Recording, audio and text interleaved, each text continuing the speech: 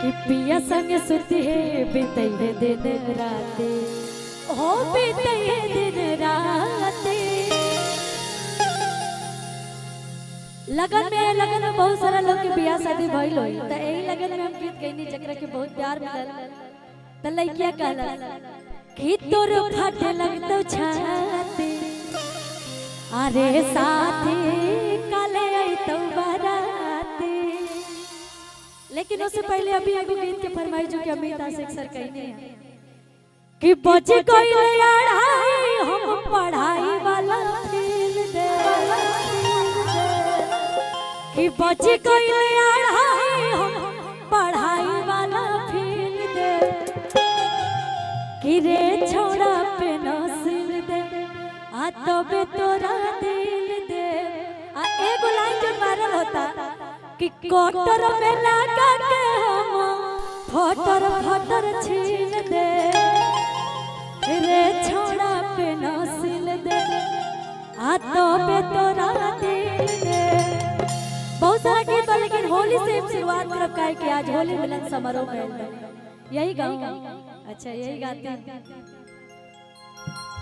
आई हमार शिव जी के टीम पर कि जय में तो जो हमरा गम नहीं हो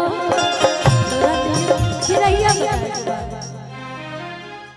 कि जय में तो जो हमरा गम नहीं हो तोरा नियन मार हमरा गम नहीं हो जो हमरा गम नहीं हो मार हमरा गम नहीं हो।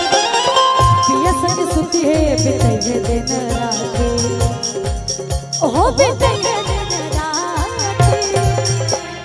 और प्रीति जी की टीम आप लोग आ जाए कि पिया संग सुती है बीते है दिन रात ओ बीते है दिन रात रात कि तोर फटल तो छाती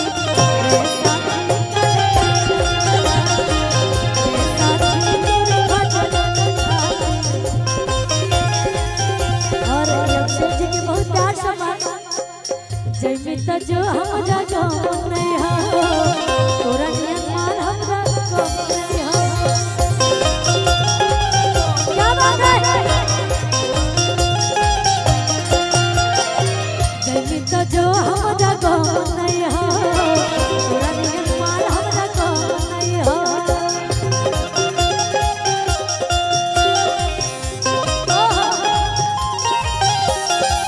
पिया संग सुती है बीते दिन रात बीते दिन रात। अच्छा के कर यही लगन में बियाह भइल तनी हाथ उठाई जे भाई त आ के कर बियाह हो गइल बा उ हाथ उठाई।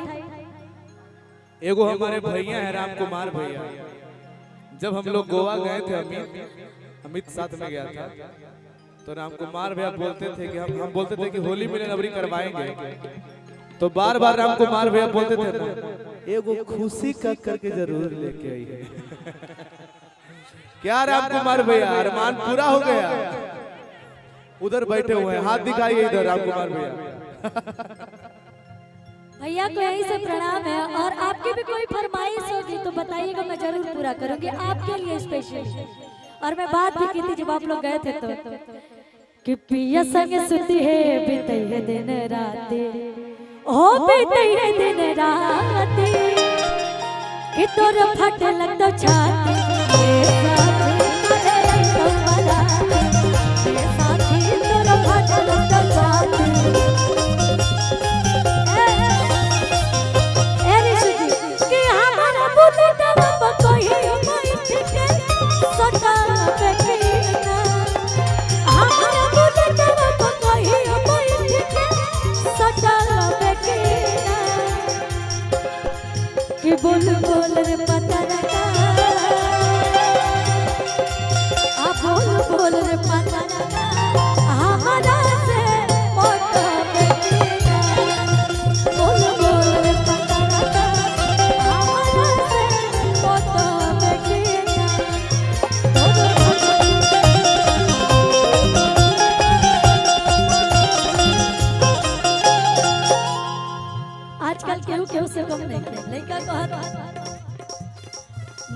दिलवा के ही होना हम कमजोर रे गिर तो ना एक बुतायो किया से लोर रे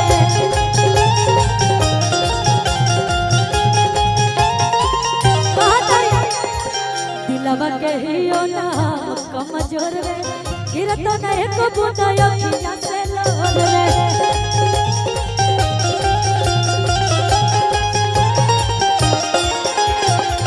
याद में रोबो नहीं उठ पाते हो नहीं उठ पाते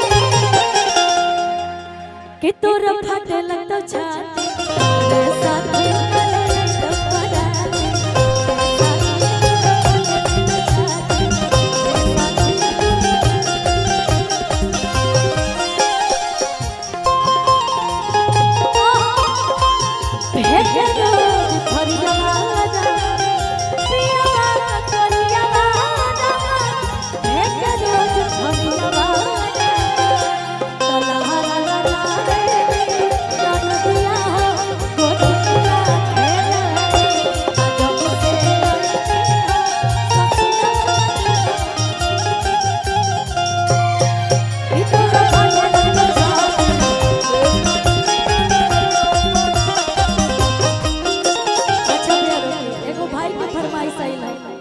कि पहिन के कनवाली आ लगा के उठलाली मैं आई हूँ दिल का करार लूटने आ सुनो राजा रंगबा हटाओ हथियार मैं आई हूँ यूपी बिहार लूटने